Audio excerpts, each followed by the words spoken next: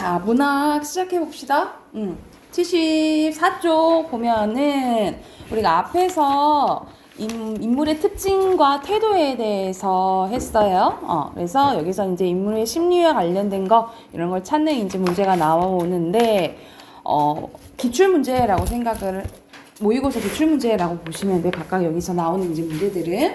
자, 여기서는 윤흥길의 장마라는 이제 작품인데, 막 우리 장마는 여름에 길게 내리는 비를 얘기하잖아, 그치? 그래서 여기서는 왜 제목을 장마라고 했는지, 그게 이제 중요하다라고 보시면 되고, 여기는 주된 내용은 이제 성취자 어린아이 나가 나오는데, 여기서는 이제 한 가족들이 이제 나와요. 할머니와 외할머니가 있는데, 배경이 6.25 전쟁 때라고 보시면 돼요. 우리 6.25 전쟁은 우리가 한민족 전쟁이잖아, 그치? 그래서 여기 상황에 당연히 전쟁이 나면은 이제 동원될 수밖에 없잖아요, 그죠? 그런데 할머니 쪽은 인민군이고, 그러니까 친할머니 쪽은 인민군이고, 그리고 삼촌이, 그리고 외할머니 아들, 그러니까 또 다른 삼촌이죠? 삼촌은 국군으로 가게 돼요. 그러니까 말 그대로 남북이라고 생각하면 되겠지? 그러니까 한 가족인데 남북이 이제 싸우게 되는 거예요. 그런데 어떤 일이 이제 일어나냐면, 외할머니 아들이 이제 죽게 돼요. 그러니까 당연히 외할머니는 저 북한군 이렇게 욕할 수밖에 없잖아, 그치? 그러니까 한 가족인데 안에서 이제 싸우게 되는 거야. 이런 상황에서 이제 할머니 아들 인민군이 이제 돌아온다고 했는데 사실 돌아오진 않고 뭐가 오냐면 집안에 큰 구렁이가 와요. 구렁이가 와가지고 나무 위를 이렇게 돌돌 이제 몸통을 이제 감싸더니 안 가고 있는 거야. 그래서 사실 이 할머니 아들도 이제 죽게 되거든요. 그래서 이 죽은 약간 영혼이 구렁이로 온 게 아닐까라는 이제 마음으로 외할머니가 이 구렁이를 이제 위로해주는 상황이 이제 나와 있다라고 보시면 돼요. 자, 그러면 A 부분부터 한번 봐볼게. 자, 바로 머리 위에서 불티처럼 지규번 나왔네. 박힌 앙증스러운 눈가를 요모조모로 빛내면서 자꾸 대가리를 숙여 꺼뜩꺼뜩 위협을 주는 커다란 구렁이를 보고도 외할머니는 조금도 두려워하지 않았대요. 외할머니는 두 손을 천천히 가슴 앞으로 모아 합장했대. 그리고 구렁이한테 뭐라 하냐면 아이고 이 사람아 집안일을 못 낼 수 있게 뭔지 찾아왔는가 꼭 울어보채는 아이한테 자장가라도 불러주는 투로 조용히 속삭이는 그 말을 듣고 누군가 큰 소리를 웃는 사람이 있을 때 뭐야 하고 비웃는 사람이 있었다 이 말이야. 그러자 외할머니는 눈이 단박에 세목골로 변했다. 어떤 상수고 빠진 잡놈이 그렇게 히든꼴을 샜냐? 누구냐? 어서 썩 나오라! 줄이된 거! 하면서 외할머니의 대가로 후령에 사람들은 쥐죽은 소리도 못했다. 외할머니 몸을 돌려 다시 구렁이한테 자네 보다시피 노친께서는 기력이 여전하시고 사실 이 노친은 그러니까는 친할머니를 얘기하는 거고 친할머니가 지금 몸이 안 좋아요. 안 좋아서 누워 있는데 이제 외할머니는 잘 있다고 얘는 거짓말 한 거지. 하얀 거짓말 한 거지. 식구들도 모두들 잘 지내고 있네. 그러니까 집안일은 아무 걱정 말고 어서 와서 가야 할 것으로 가소라고 하니까 구렁이는 꿈쩍도 하지 않았대요. 철사 토막 같은 혓바닥을 날린 거면서 대가리만 두어 번 들었다 놓았다 했다. 가열띠가 보통 먼 길이 아닌디 여기서 충고리고 있으면 되겠는가. 자꾸 그럼 못 쓰네 못 써. 자네 심정은 내 심정 허겠너만 집안 식구도 생각돼야지. 자네 놓친 양반에서 자네가 이러고 있는 꼴을 보면 얼마나 가슴이 미어지겠는가 하니까 외할머니 꼭 산 사람 대하듯 위로에 올려다보며 조용조용히 말을 건네고 있었대요. 하지만 아무리 간곡한 말씨로 거듭 타일러봐도 구렁이를 좀처럼 움직일 기척을 안 보였는데 이때 울바자 저 너머에서 어떤 아낙네가 뱀을 쫓는 이제 묘책을 알려줬는데 모습은 안 보이고 목소리만 들린 그 여자는 머리카락을 태워 냄새를 피우면 된다고 알려줬다는 거예요. 외할머니 지시에 따라 나는 할머니의 머리카락 얻으러 안방으로 달려갔다. 그러니까 아무 머리카락도 아니고 아무래도 위로받아야 대상은 그 본인 엄마일 거 아니야, 그치? 위로를 해줄 사람은 본인 엄마일 거 아니에요. 그래서 할머니 이제 머리카락 얻으러 이제 할머니가 누워 계신 쪽으로 간 거예요. 할머니는 거의 시체나 다르면 뻣뻣한 자세로 누워 있었는데 숨은 겨우 쉬고 있다 해도 아직은 의식을 되찾지 못한 채였다. 할머니의 주변을 둘러싸고 속수무책으로 앉아서 사색이 되어 그저 의원이 오기만을 기다리고 있는 식구를 향해 나는 다급한 소리로 용건을 말했다라는 거니까 머리카락 가져가야 돼요. 뭐 이런 얘기를 했겠지, 그치? 그래서 머리카락을 가져다가서 태우고 위로를 해주니까 구렁이가 그제서 몸을 풀고 이제 사라지게 돼요. 그래서 마지막 결말입니다. 그날 저녁에 할머니 또 까무러쳤다. 의식이 없는 중에도 대숫가 흘려넣은 미음과 탕약을 입 밖에 죄다 토해버렸는데, 그리고 이튿날부터는 마치 육체 운동장에서 정신이라는 이름의 장난꾸러기가 들어갔다 나왔다 숨바꼭질하기를 수없이 되풀이하는 고통의 시간 연속이었대. 그러니까 선생님이 여기서 서술자가 나가 좀 어린아이라 했잖아요. 그치? 그러니까 할머니의 모습이 육체란 운동장에서 정신이 막 왔다 갔다 하는 것처럼 숨바꼭질하는 것처럼 보였다라고 얘기를 하죠. 그래서 요 부분이 어린이 관찰자다운 비유라고 보시면 돼요. 써놓으시면 되겠죠. 어린이 관찰자다운 비유가 여기 쓰였다라고 보시면 돼요. 자, 대소변을 일일이 받아내는 고역을 치러가면서 할머니는 꼬박 일주일을 더 버텼는데 안에 있는 아들보다 밖에 있는 아들 언제나 더 생각했던 할머니는, 그러니까 할머니가 이렇게 아팠는데도 못 돌아가가지고 있었던 거는 아무래도 아들이 이제 보고 싶어서 이제 계속 기다린 거지, 그치? 마지막 날 밤에 다 타버린 촛불에 쓰러지듯 그렇게 눈을 감았대요. 할머니의 긴 일생 가운데서 어떻게 생각하면 잠도 안 자고 먹지도 않고, 그러고도 놀라운 기력으로 며칠 동안 식구들을 들어가 되면서 삼촌을 기다린 그 짤막한 기간이 사실은 꺼지기 직전의 마지막 한순간에 확 타오르는 촛불의 찬란함과 맞먹는 할머니에겐 가장 자랑스럽고 행복한 시간이었나 보다 라고 이제 추측을 한 거지. 아들이 기다리려고 이렇게 계속 버티셨나 보다 라고 얘기를 한 거야. 임종의 자리에서 할머니 내 손을 잡고 내 지난날의 모두를 용서해 주었다. 나도 마음속으로 할머니를 모두 용서했대요. 그날은 정말 지루한 장마였다 라고 했는데, 그냥 장마도 아니고 지루했다 라고 표현하잖아요. 그러니까 이 기간이 우리가 여기서 이제 장마의 제목 의미를 알 수가 있겠죠. 선생님 시대적 배경이 6.25 전쟁 때라고 했잖아요. 그쵸? 그러니까는 장마라고, 정말 지루한 장마라고 표현한 까닭은 그만큼 6.25 전쟁이 어쨌다라는 걸 알 수 있어. 그만큼 6.25 전쟁이 힘들고 괴로운 시기였다라는 것을 장마를 통해서 드러냈다라고 보시면 되겠죠. 그치?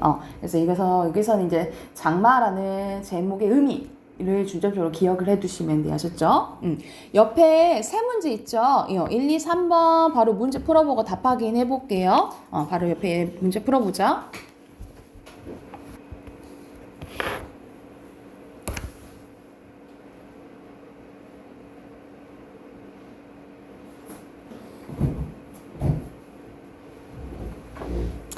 자, 같이 봐볼까요?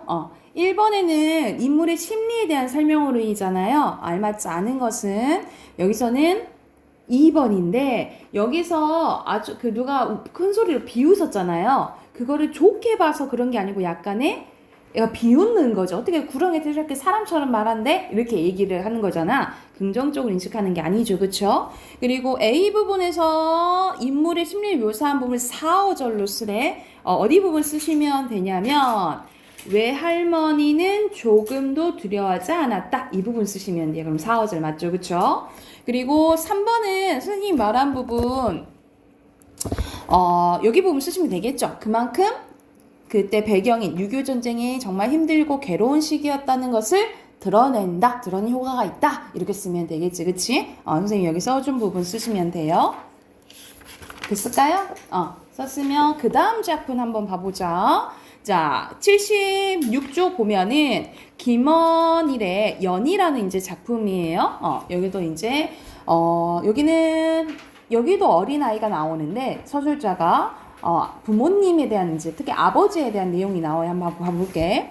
우리 집안은 일찍부터 논이나 밭대기 한두 번 가져와 본 적 없었으므로, 여기서 이제 가난한 형편을 알 수가 있겠죠. 형편이 좋진 않았다는 거야. 아버지는 낫이나 호미 한 자루 잡아보지 않았다. 그럼 아버지 일을 해? 안 해? 안 했다 이 말이야. 그렇다고 일정한 직업을 가져본 적도 없었다. 1년을 따져 평균 9달은 집을 떠나 어디론가 떠돌아다녔고 집에 붙어있는 나머지 달은 낚시로 소일을 했대요. 이태 전 봄까지만 해도 우리는 읍내거리 장마당 부근에 살았는데 그때 역시 엄마는 근동 장터를 떠돌며 어물 장사를 했고 그러니까 생선 장사를 하신 거야. 아버지는 읍내에 4km 정도 떨어진 지금 우리가 사는 주남 저수지에 낚시를 다니며 늘 집 떠날 궁리만 했대요. 새마을 도로가 확장되는 통에 우리가 새든 읍내 장터집에 헐리게 되자 아버지는 어머니를 졸라 주남 저수지 옆 민씨 별채로 이사를 오게 됐다는 거지. 주남 저수지는 우리나라에서 알아주는 철새 도래지 아이가 내가 새를 좋아하거든 하고 아버지가 얘기를 해요. 우리가 새를 생각해보자. 새는 뭘 보통 상징하냐면 얘네들은 막 날아다니잖아 마음대로 그치. 그래서 새는 자유를 보통 상징을 해요. 자유를 상징하고 그리고 아빠가 새를 좋아한다 했잖아 그치. 결국 누가 연결시키면 되겠어요? 떠돌아다니는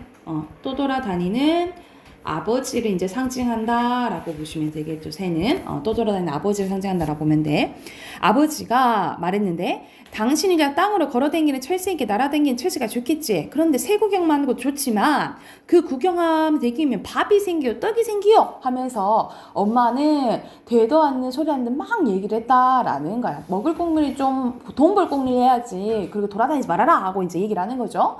그거 말고도 관리 민씨 말이 타지에서 오는 낚시꾼들 뒷바라지나 해주면 잠깐 정도는 번다 안 가나?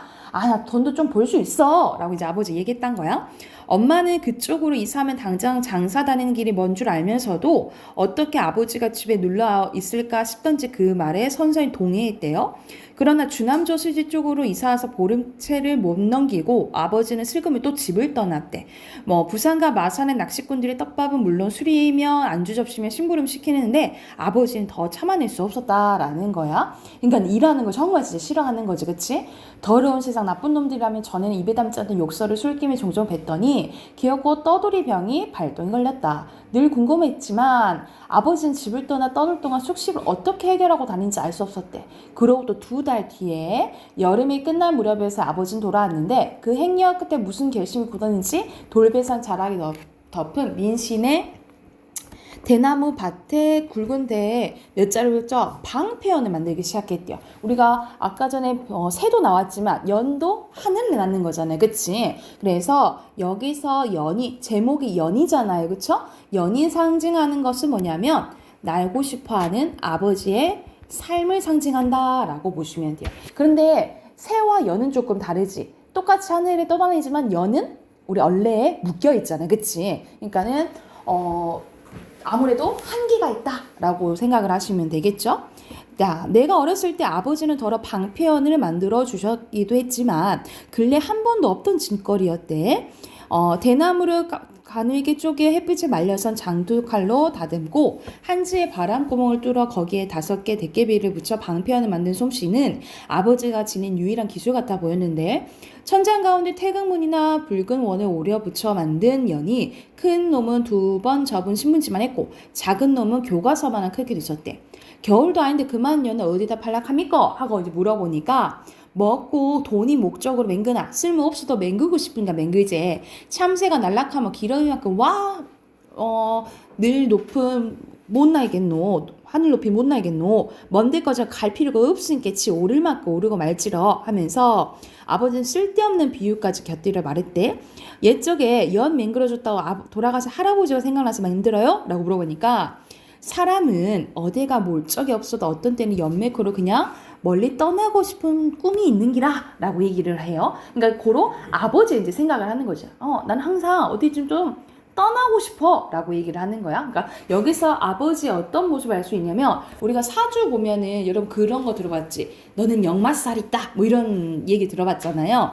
그러니까 아버지는 뭐가 있냐면 역마살이 있는 거지. 역마살은 어디 한 곳에 정착하지 못하고 막 돌아다니는 것을 이제 역마살이라고 해요. 그러니까 예를 들어서 윤채가 여기 광주에 계속 살고 싶어. 그런데 계속 다른 데로 갈 수밖에 없는 이제 상황이 만들어지는 거죠. 그러면 이제 예를 들어서 그런다면 윤채는 역마살이 있는 거지. 그러니까 아버지도 막 이렇게 계속 그래서 돌아다니는 거예요.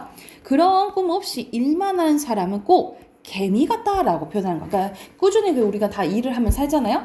근데 아버지가 보기엔 저렇게 맨날 일만 하는 사람은 개미 같대요. 사람 같지가 않아. 이렇게 생각을 한 거야. 사람은 개미가 아니지 않나. 돈 벌려고 밤낮으로 일만 하는 사람은 보면 사람 사는 목적이 저런가 싶을 때가 있지러. 그 사람들이 보면 내 같은 사람은 쓸모없이 보일지 몰라도. 그러니까는 내가 봤을 때는 왜 저렇게 일해? 이렇게 생각할 수 있지만 그 사람이 봤을 때는 나는 왜 저렇게 일을 안 할까? 이렇게 생각할 수도 있다라는 거죠. 아버지가 어설픈 미소를 띄어 보였대요. 먹고 살기 바쁘면 산천 구경하고 싶어도 못 떠나는 거 아닙니까? 나는 엄마를 생각했대. 그렇기사 하겠지. 그러나 보면 나는 암에 떠돌아다니게 팔자를 타고났나 보다 하면서 자신의 이제 팔자, 그러니까는 자신이 이렇게 태어났다라는 것을 아버지는 인식을 한 거죠. 나와 아버지는 낚시꾼들에게 방편을 팔러 가지만 여는 거의 팔리지 않는데 그 무렵 아버지는 훌쩍 또 집을 떠나고 장마가 시작한 여름밤에 다시 돌아오게 됩니다. 나는 장사 가신 어머니를 마중나기 위해 자전거를 끌고 장터로 나가는데 뇌성이 다시 한 차례 하늘 복판에 쪼개졌다. 이제 비가 오는 거죠. 엄마는 흠칫 어깨를 떨었고 나는 몸이 오그라들던 놀람으로 무심결에 자전거 핸들을 눌러잡았다. 77쪽으로 갈게요. 짝대기라 했나? 그럼 어디 다쳐봤단 말인가? 그런 것 같지도 않고 늘 배창자가 아프다거니 속병이 생긴 게로구나. 그러니까 아버지 걱정하는 거죠. 객지로 돌아다니면 굶기면 오지게 굶고있을 거고 그럴 줄 알았다는데 엄마는 아무렇지 않게 말했대. 참 양식이 떨어졌을 건데 너희들 밥은 어쨌노? 라고 물어보니까 장씨집에서 라면 2명씩 꺼다 먹었지요. 아버지는 읍내서 묵고 왔다 갑디더 자전거 짐바지 얹은 함지박을 고무줄로 묶고 난 천천히 자전거를 몰았대요. 함지박 쪽에서 쿰쿰한 비린내가 코끝을 따라왔다. 그 냄새는 이미 후각에 익은 엄마의 냄새이기도 했다.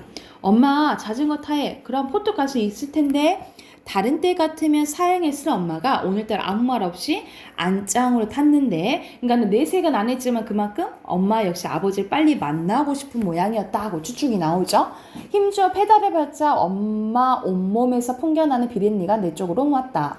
아이고 그래도 숨찌름 붙어있으면 들을 찾아시고 보고 싶은 집구석을 찾아드니 원수도 그런 원수가 어딨노. 그런 남정네가 이 세상에 몇이나 됐고 그래 굴구미 맹놓고 또 돌아다니면 우지에 안주 객사를 하는지 모르겠대. 그러니까 객사 안 하는 게 진짜 용하다 막 이렇게 이제 엄마는 이제 속상한 마음을 얘기를 하는 거지.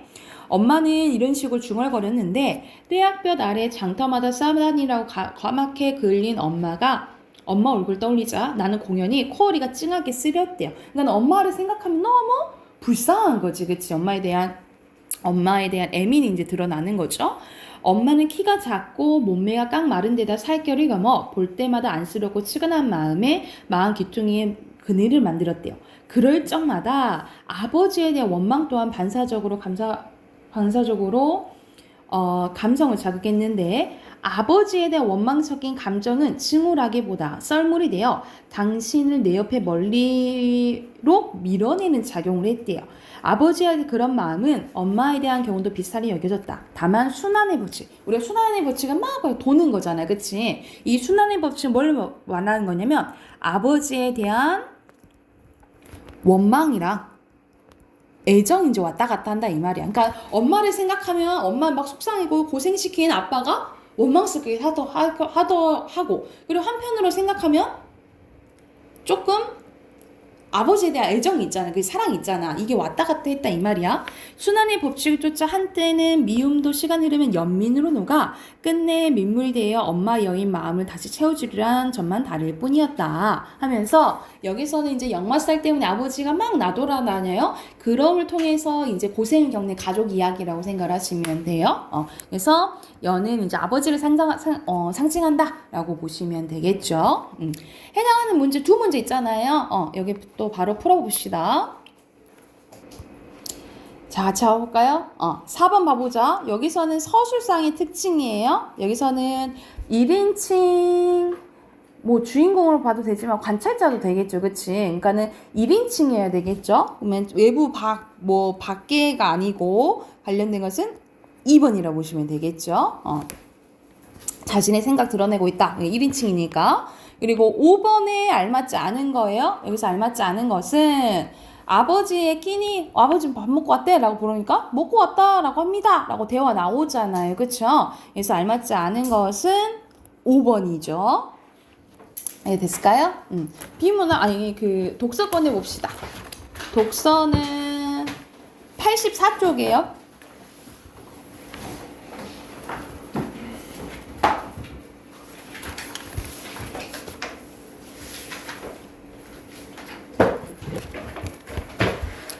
자, 여기서는 뭐에 대한 거냐면 관점 비교 관련된 이제 문제가 나오는데 우리가 지문을 이제 읽다 보면은 어떠한 대상에 대해서 누구는 이렇게 생각하고 누구는 이렇게 생각하고 다양한 이제 관점들이 나온단 말이에요. 그래서 그거를 다 파악하고 두 대상의 공통점이나 차이점을 묻는 문제가 나온다라고 보시면 돼요. 그러니까는 이 사람은 뭘 이제 얘기했고 이 사람은 뭘 얘기했고 이것을 다 기억해 놓고 차이점을 바로바로 찾을 줄 알아야겠죠. 그렇죠? 그래서 여기서는 그걸 이제 정리하는 지문이 나온다라고 보시면 돼요. 그래서 이거는 바로 예시 이제 문항 한번 봐볼게요. 여기서는 맹자의 성선설이 나오는데 여러분 이제 도덕 시간에 배우잖아요. 인간은 선하게 태어난다, 악하게 태어난다. 그거에 대한 이제 생각 정리가 나와 있다라고 보면 돼요. 자, 맹자의 성선설이 국가 공권력에 저항하기 위해서 호족들 및 지주들이 선한 본성을 갖춘 자신들을 간섭하지 말라는 이념적 논거로 사용되었다면 순자나 법가의 성악설은 군주가 국가 공권력을 정당화할 때 그 논거로 사용되었대요. 즉 선악이란 윤리적 개념이 정치적 개념과 불가분의 관계에 놓여있다는 사실을 확인할 수 있는데 성선설에서는 개체가 외부의 강제적인 간섭 없이도 정치적 질서를 낳고 유지할 수 있다고 한 반면에 성악설에서는 외부의 간섭 없을 경우 개체는 정치적 무질서를 초래할 뿐인 존재로 본 거다라는 거예요. 그러니까 말 그대로 우리가 성선설을 생각해봐. 성선설은 인간은 다 선한 존재인 거잖아. 그치? 그래서 알아서 다 잘한다 라고 얘기를 한 거야. 근데 자 성악설은 인간은 악하게 태어나잖아. 이기적이잖아. 그치? 그러니까 막 싸우니까 악할 수밖에 무질서가 될 수밖에 없다라고 한 거예요. 그래서 성악설에서는 그러면 이 이기적인 사람들을 다스릴 권력이 필요하다 라고 이제 이런 이념적 근거로 사용됐다 이 말인 거야. 맹자는 살아있는 버드나무와 그것을 만들어진 나무 술잔의 비를 통해 나무 술잔을 쓰일 수 있는 본성 이미 버드나무 안에 있다고 본 거예요. 맹자는 인간이 선천적으로 지닌 이러한 본성을 이니에지 네 가지로 규정했는데 여러분 이제 이니에지 들어봤죠? 고통에 빠진 타인을 측은히 여기는 동정심, 즉 측은지심은 인간이라면 누구나 갖고 있다고 보고 측은한 마음은 인간의 의식적 노력에서 나온 것이 아니라 불쌍한 타인을 목격할 때 저절로 내면 깊은 곳에서 흘러나온다고 본 것이 맹자의 관점이었다는 거야. 다시 말해 인간은 스스로의 노력으로 본성을 실현할 수 있는 존재, 즉 타인의 힘이 아닌 자력으로 스스로 힘으로 수양할 수 있는 존재라고 본 거예요. 이것이 바로 맹자 수양론의 기본 전제다라는 거야. 모든 인간은 선한 본성을 지니고 있고 이 선한 본성의 실현은 주체 자신의 노력에 의해서만 가능하다고 맹자의 성선설을 순자는 사변적이고 낙관적인 현실 감각을 결여된 주장으로 봤다라는 거야. 그러니까는 인간은 다 착해 이렇게 얘기하니까는 순자는 웃기고 앉아있네. 넌 말 같은 소리를 해 이렇게 얘기를 했다라는 거예요. 그건 비현실적이야 라고 얘기한 거야. 선한 인간이 되기 위해서는 인간의 국가 질서, 학문, 관습 등과 같은 외적인 것에 의존할 필요가 없다고 온 맹자의 논리는 현실 사회에서 국가 공권력과 사회 규범의 역할을 전적으로 부정하는 논거로도 사용될 수 있었기 때문이다. 순자의 견해처럼 인간의 본성이 악하다고 전제할 때 그것을 교정하고 순추할 수 있는 외적인 강제력, 다시 말해 국가 권력이나 전통적인 제도들이 부각될 수 있다라는 거야. 그러니까 인간은 악하니까 법과 제도 이런 게 필요해. 그리고 권력, 왕이 필요해. 뭐 이렇게 얘기할 수 있다 이 말이야. 국가 질서와 사회 규범을 정당하기 위한 순자의 견해는 성악설뿐만 아니라 현실주의적 인간관에서 비롯됐대요. 그러면 여기서 비교하는 게 뭐야? 맹자랑 순자라고 보시면 되겠죠. 그래서 맹자랑 순자 표시해 두시면 되고요. 그리고 각각의 견해를 정리한 게 이 표라고 생각을 하시면 돼요. 빈칸 채워보자. 맹자 먼저 가볼게요. 맹자는 호족들, 지주들이 자신들에게 간섭하는 것을 막는 논거가 되었고요. 자, 그리고 인간은 선천적으로 네 가지 이니에지 있었죠? 이니에지 네 가지 본성을 지녔고 스스로인 자력으로 수행할 수 있는 존재로 봤어요. 그래서 말한 게 성선설인 거죠. 성선설. 반대로 순자는 군주가 국가 공권력을 정당화하는 논거예요. 그래서 인간의 본성은 악하다라고 본 거죠. 그래서 뭘 주장했다고? 성악설을 주장했다라고 보시면 되겠죠. 이해가 됐나요? 그럼 밑에 봐보자. 보기는 루소의 이제 설명이거든요. 루소라는 사람은 인간은 자연 상태에서 자유롭고 행복했으나 자신이 만든 사회제도나 문화에 의해서 부자연스럽고 불행한 상태에 빠졌으며 선했던 본성을 잃고 사악한 존재가 되었대요. 때문에 다시 인간의 참된 모습을 발견하여 인간성을 회복해야 된다고 말했는데, 따라서 유아에게는 인위적인 교육이 아니라 자연에 의한 교육이 필요하다라는 거야. 그러니까 루소도 누구랑 견해가 비슷한 거야. 맹자랑 비슷한 거죠. 선하다고 본 거죠. 그래서 인간의 참된 모습은 빈칸 선한 본성이에요. 선한 본성을 지니고 있으므로 인위적인 거에 의존할 필요가 없다라고 이제 본 거, 공동적인 걸 알 수가 있는 거고, 밑에는 순자와 홉스의 이제 공동점인데, 홉스가 우리가 이제 도덕 시간에 이제 나중에 아니면 사회 시간에 배울 텐데, 사회계약서를 이제 주장한 사람이에요.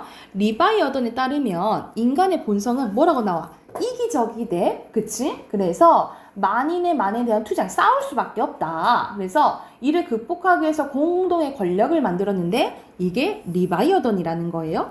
이는 공동의 평화와 방어를 위한 모든 수임과 수단을 이용할 수 있는 절대 권력인데, 사람들은 리바이어던 같은 절대 통치자에게 복종을 약속하고 대신 통치자는 사람들의 안전을 보장해 주는데 국가는 이러한 계약에 따라 만들어졌다는 거야. 그래서 이게 홉스가 주장한 게 사회계약서라고 보시면 돼요. 그러니까 국가가 왜 만들어졌냐? 서로 사람들끼리 계약을 맺은 거다라고 이제 주장한 거라고 생각하면 돼.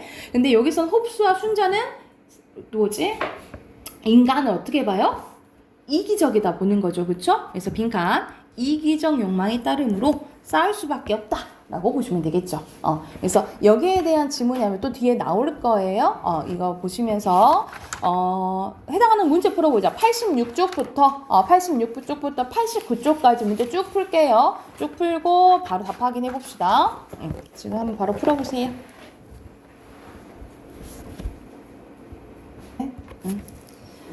답 확인해 볼까요? 같이 가볼까요? 86쪽부터 같이 한번 봐볼게요.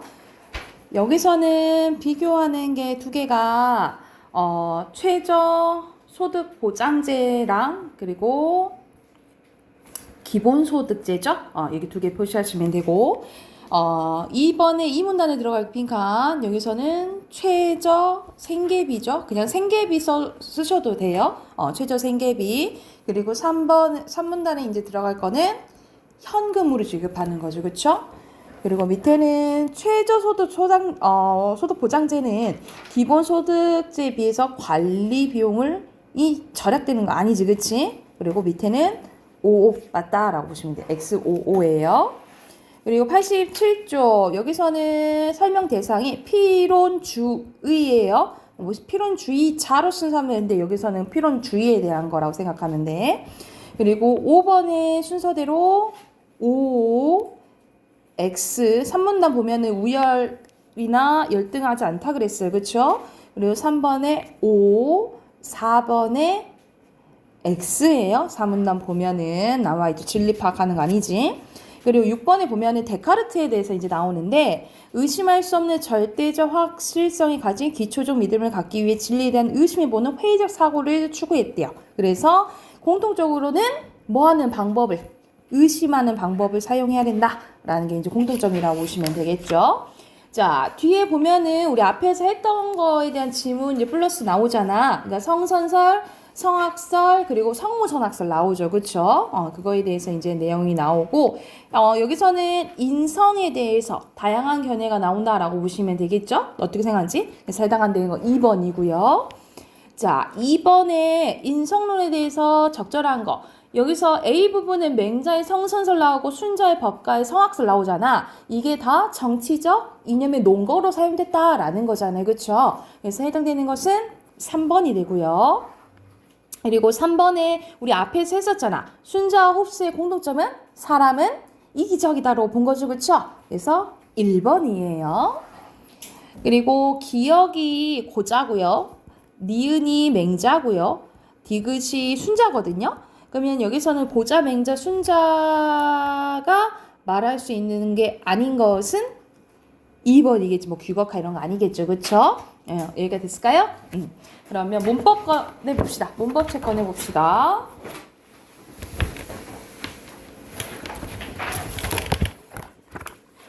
문법책 아마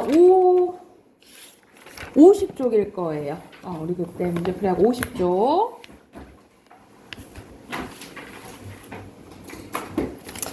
자, 50쪽 보면은 품사에 대해서 이제 설명이 이제 나오는데, 우리가 품사는 중학교 우리가 1학년 때 했던 부분을 계속해서 우리가 반복해 왔죠. 그쵸? 그래서 이것과 품사랑 우리가 문장 성분, 이게 이제 기반이 돼야지 더 전체적인 이제 문법에 대해서 잘 파악하고 있다라고 보시면 되겠죠. 우리가 간단하게 말하면 품사를 우리가 사용하는 게 다 단어잖아요. 이 단어를, 엄청 많은 단어를 일정한 기준에 따라서 나눠놓은 거라 생각하면 되겠지. 그래서 품사입니다.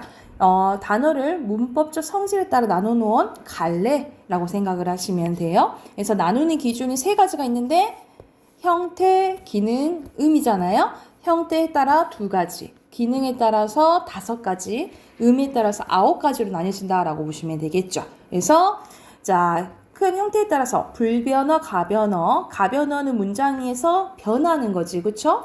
안 변하는 게 불변어고요. 가변어에는 하나 있어요. 용언이 있는데, 용언은 주로 어떤 기능을 하냐면 서술어 기능을 한다라고 보시면 돼요. 특히 문장에서 변하는 거 있죠. 예를 들어서 먹다 보면 먹다, 먹니, 먹구나, 먹지 이렇게 바뀌잖아, 그치? 이렇게 바뀌는 현상을 활용이라고 하는데, 이 활용이 되는 게 용언이라 보시면 돼요. 이 용언은 2가지가 있는데, 동사, 움직임을 나타내는 동사, 상태나 성질 나타내는 형용사. 근데 이제 우리가 간단하게 1학년 때는 이런 식으로 간단하게 크게만 배웠다면, 우리가 고등으로 가게 되면은 뭐 예를 들어 동사의 종류, 형용사의 종류, 관형사의 종류, 이게 더 세세히 나온다라고 생각을 하시면 돼요. 그리고 유일하게 변하는 게 있는데, 원래 조사는 불변어에 속하는데 서술격 조사는 예외예요. 예를 들어서 나는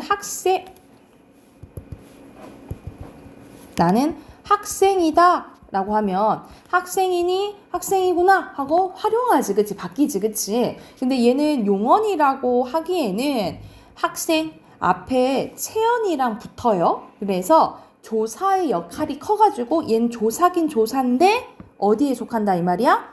가변어에 속한다라고 보시면 돼요. 그러니까 용언은 아니에요. 그래서 조사긴 조사인데 어디에 속해요? 가변어에 속하는 게 서술격 조사이다라고 생각하시면 되고, 자, 불변어에는 크게 체언, 수식언, 관계언, 복립언 있는데, 체언은 말 그대로 주어, 목적어, 보어 역할을 한다라고 보시면 되고요. 그래서 종류로는 명사, 대명사, 수사가 있고, 자, 특히 수사 있잖아요.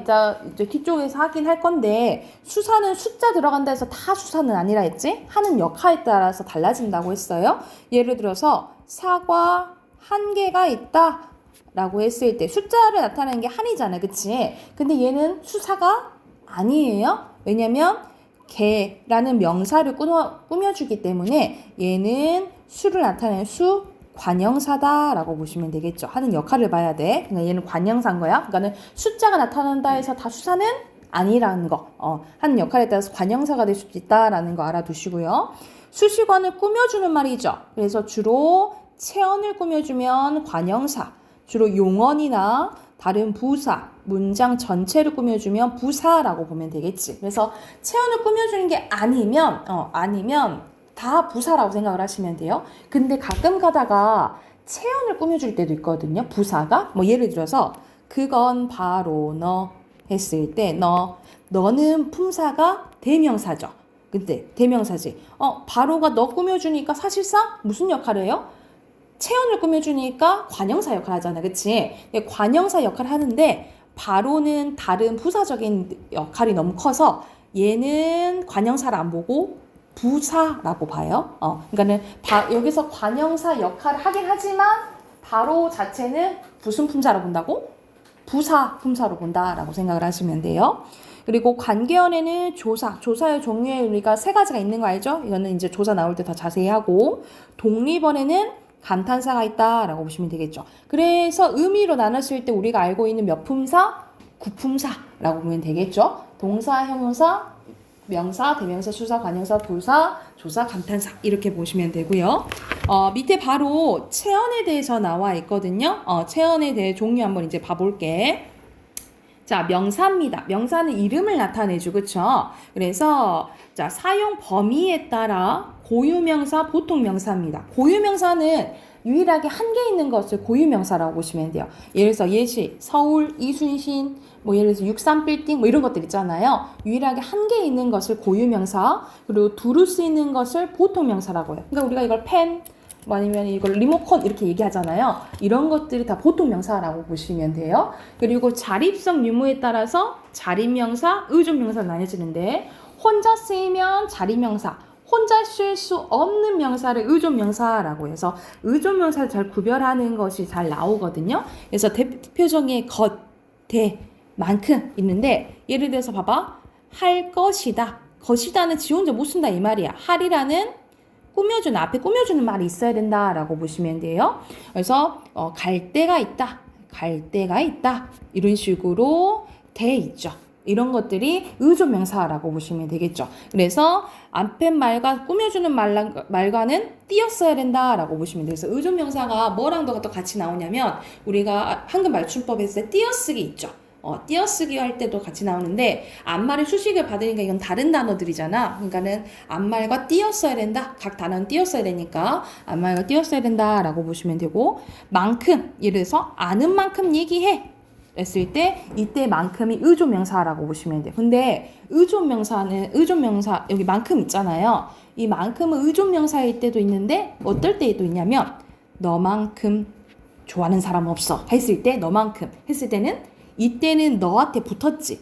너는 대명사잖아. 채연한테 붙었으니까 이때는 조사라고 보시면 돼요. 이때는 조사고 이때는 의존명사다라고 보시면 돼요. 그러니까 하는 역할을 잘 봐야 돼. 형태는 똑같잖아요. 형태는 똑같은데 완전 품사가 다른 거지. 얘는 명사고 얘는 조사인 거야. 그래서 문장에서 하는 역할에 따라서 뭐가 달라진다? 품사 달라진다라는 거 구별하셔야 되고요. 대명사 봐볼게. 대명사에는 인칭 대명사와 크게 지시대명사가 있어요. 인칭은 사람 관련된 거. 여러분 가장 많이 나온 게 이런 거는 인칭 대명사 잘하는 게 여러분 영어 때문에 잘 알잖아요. 그치?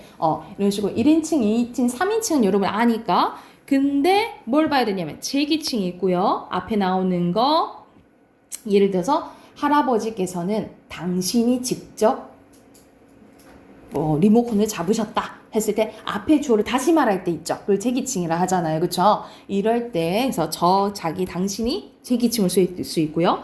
미지칭은 모르는 대상을 가리킬 때 얘기해요. 너 누구야? 했을 때 누구 있죠. 이거는 미지칭 이제 대명사라고 보시면 되고 부정칭은 정해지지 않는 거예요. 거기 누구 와요?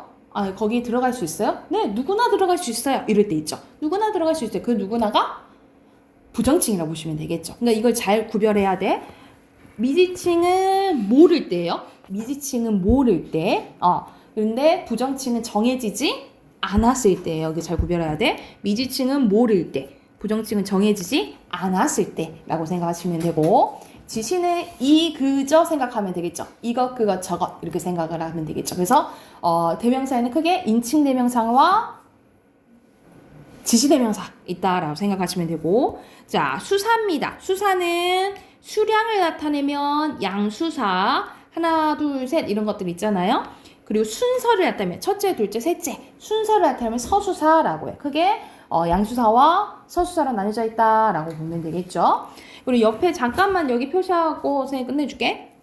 자 의존명사에 대한 거 있잖아요. 선생님 의존명사 얘기했는데 형식성이 있고 단위성이 있어요. 그래서 예를 들어서 나누는 거 우리가 한 개 그리고 한 명 했을 때 단위 있잖아요. 이걸 단위명사라고 하는데 단위명사도 의존명사다라고 기억을 해두시면 돼요. 이렇게 됐을까요?